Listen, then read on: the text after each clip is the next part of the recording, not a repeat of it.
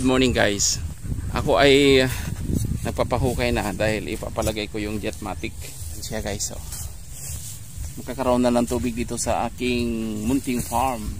Ang gagawa si Kuya. Yan, siya yung kumontrata sa. Ayan, kung gusto niyo magpagawa ng Jetmatic, sila nang bahala mag ito yung ginawa nila guys, no? Ito. So kailangan pala yon. Nilalagyan nila ng ganito, oh. Kulambo para hindi pumasok yung mga buhangin. Ganyan pala ang ginagawa. So ito yung tubo na ilalagay. Isang tubo lang guys. Para hindi siya ginilagyan nila ng kulambo. Para hindi papasok yung buhangin. Ganun pala yung style noon.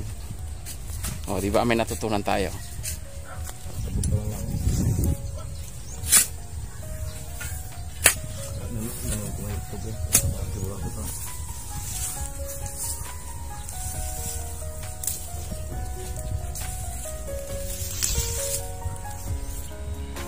Yung manok kasi kailangan meron silang orasyon yata kung paano nila ilalagay. Dinala ko na dito yung mga gamit. Ito yung kapitbahay ko, si Pare Rani. Si Paring Rani. Papagawa din siya ng ganito, ng poso.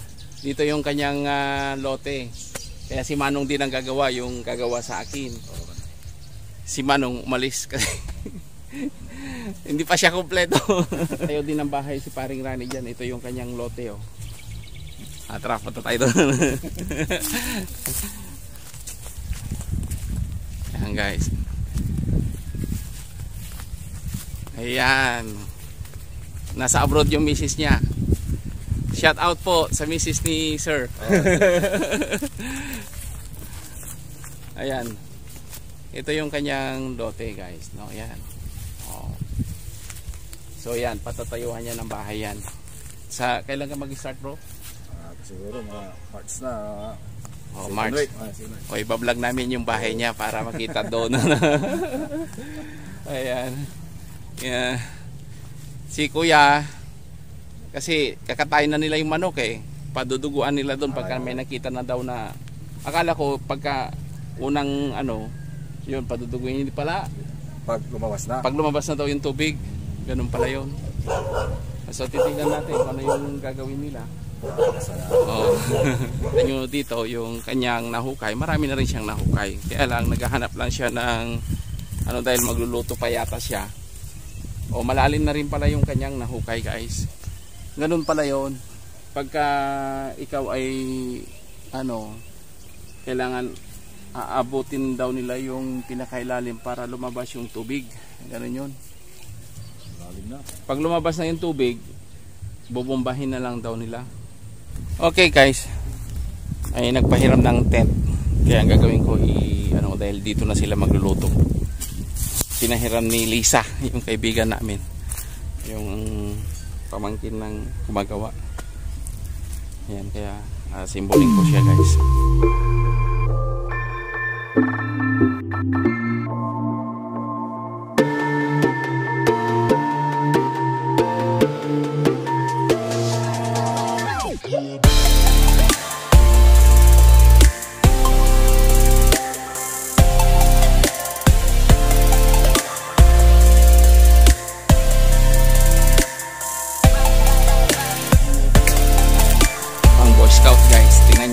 Hollow blocks ang kailangan para pag-anuhan ng lamaw.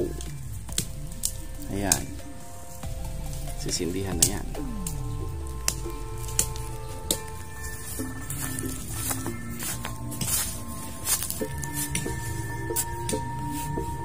Nagplastaw na. 6 feet na yan kuya, no? Nasa 6 feet na. 7 feet kasi malalim na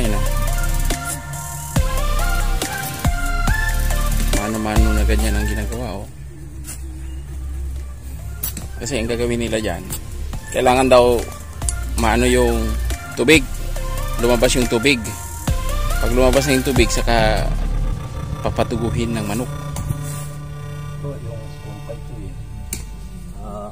Yan yung tunay na lupa niya na kuya, no? Yan na yung tunay na lupa niya.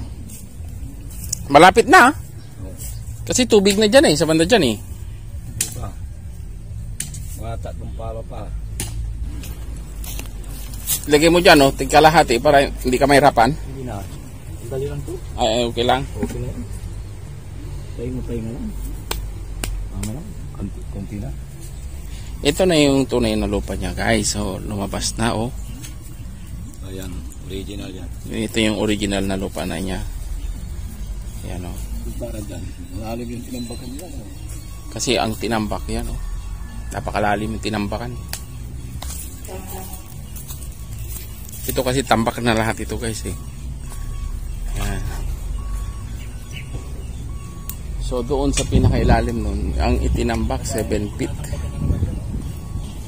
O, yan, tinatambakan na naman dyan.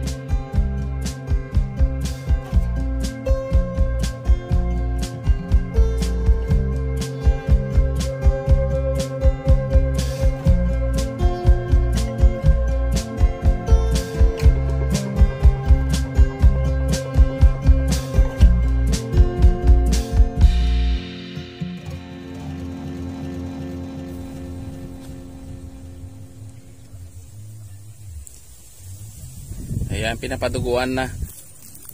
Ayos. Guys, nasubukan nyo na ba yung ganito? Naabutan nyo ba yung mga ganitong poso? Nung araw, nung ako'y bata, ay ganyan yung aming poso nung araw. Oh, may tubig na kuya. Congrats. Ayun may tubig na siya Mababaw lang pala yung tubig nito Ayun. Akit ka muna kuya. Yan guys. Kompleto. Para kami nagkakampin.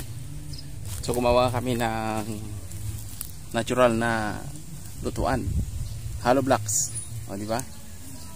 Ayos.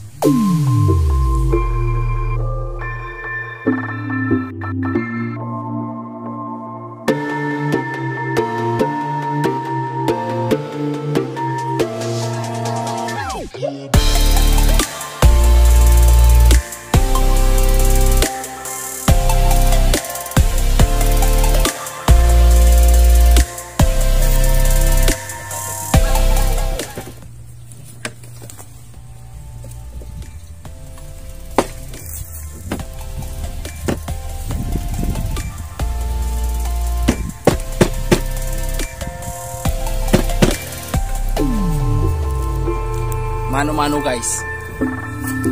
Magluluto kami ng kahoy. Yan. Mataba yung manok kaya yung manok ang pang namin. Pang mantika na namin. Yun ang panggisa namin,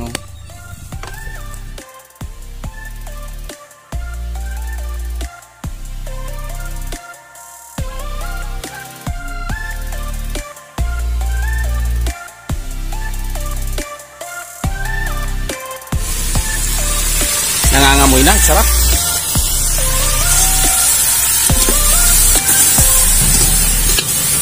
Talaga nagmantika talaga pala siya, Lagyan mo na siya ng asin. Para manuot ng kanyang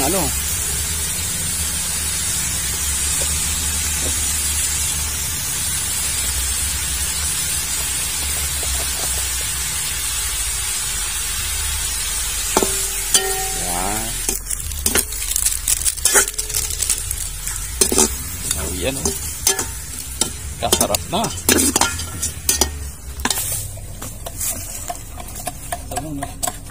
Oo.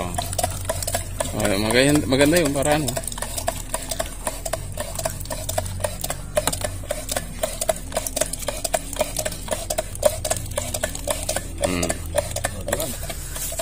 Guys, ganyan lang pala.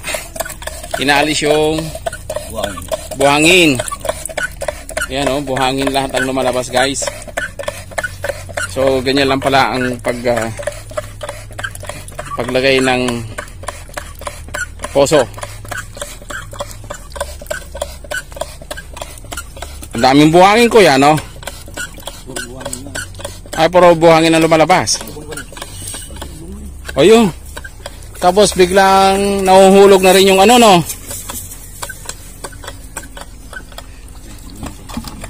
Yan guys.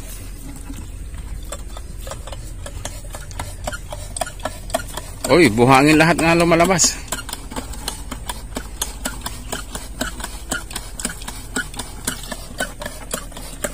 Yan.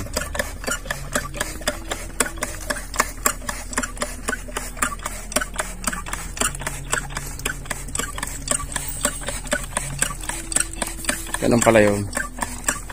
O tapos yung ano, pumapasok na rin ano, kuya ano? Ay ganun pala yan. Ayos, magic, science. Oh. Ang bilis oh. Ganyan lang pala. Dito gusto pa doon sa ilalim to. Babaw nito lahat. Oh, kung kulang didagdagan natin. Dinagdagan ko na. Hindi, itong tubo ko. Hindi.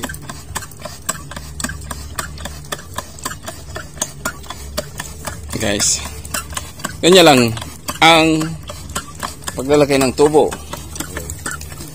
Ayan. Ang lumalabas puro buhangin.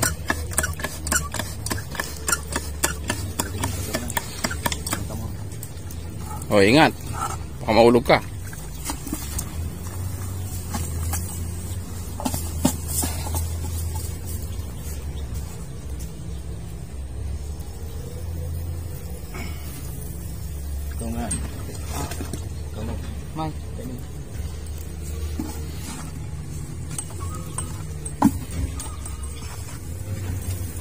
Kamu, mantul kulit siya. Salang ko. May. Hindi, pulang mo talo. Dalawang mo yan. Ha? Dalawang mo. Ayan. Dalawang. Dalawang mo.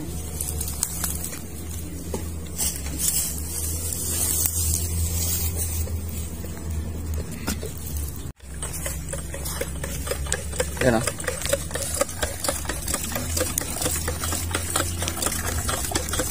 Oh, ang bilis. Ang bilis bumaba guys, oh. So habang binubumbahan, bumababa. Yan, oh.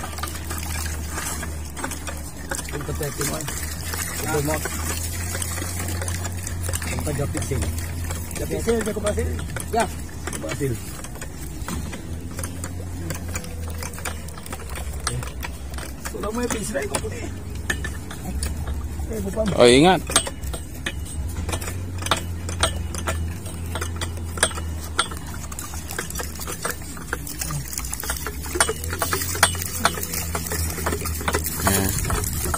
So habang binubomba, bumabaon. Habang kinakadyot, bumabaon guys. Yan. Oh, mababa na siya oh.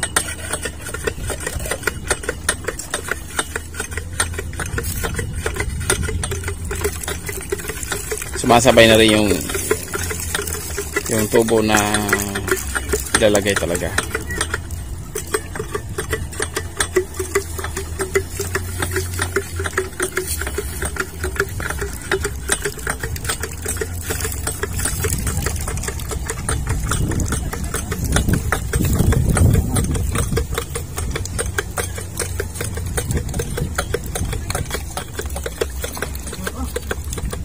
Bumaon na kuya.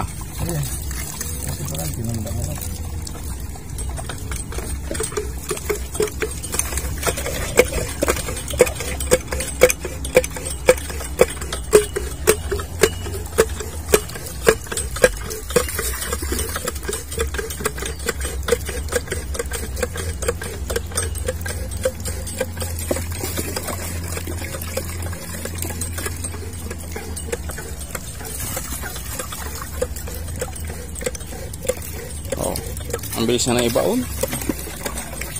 Ang problema lang kuya pagka may bato doon sa ilalim, ano? Nakachamba, walang bato.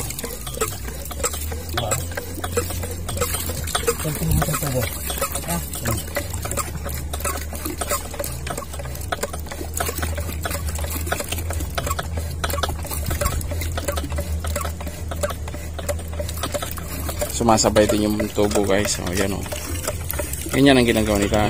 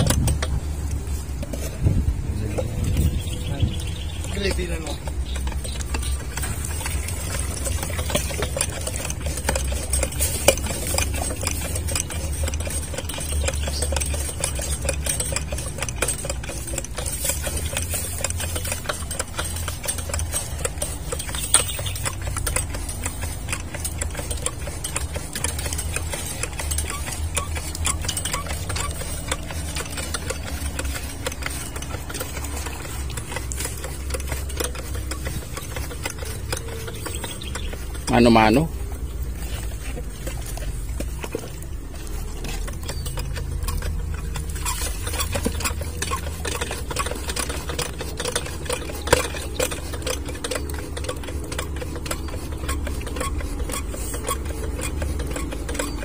Sumagad na siguro.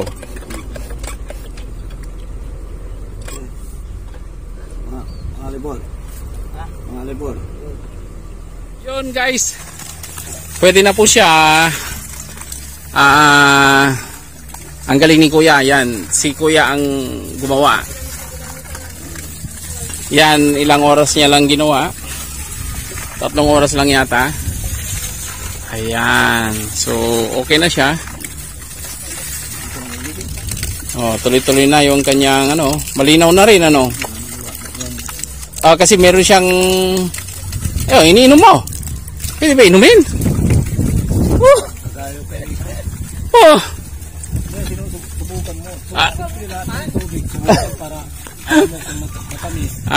Masarap siya. Malat. Malat.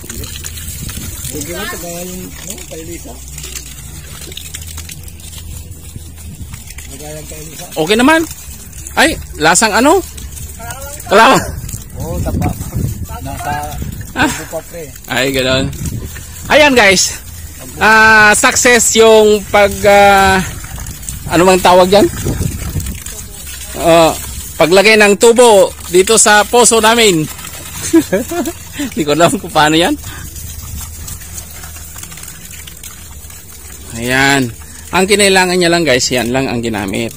Yan kasi yung unang pinag-ano para may pasok ito. Pero sa amin, ang ginagawa nila doon sa amin, pinupukpuk eh. Iba yung lupa doon eh. Oh, tapos yung tubo umiikot. Ayan guys. So, ayos. Pero dito sa amin, hindi pwede buhangin. Yun, pwede na. Sinisemento na namin yung poso kasi maganda na. Ayan. Lalagyan namin siya ng semento. Pagkatapos. Ayan. So mamaya, sisimentohin na yan.